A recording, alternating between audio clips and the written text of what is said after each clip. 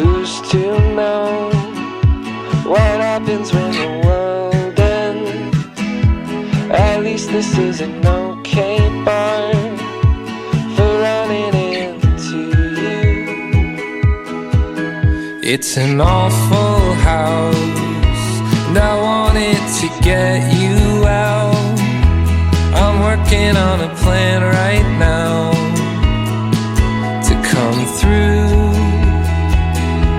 I've waited for a lifetime for you to calm down. Oh, nothing feels the same without you now. I've waited for a lifetime for you to calm down, 'cause nothing feels the same without you now.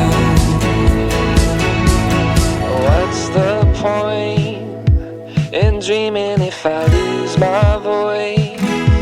The second I get caught by you, I wanted you to know that I'm afraid, but we can make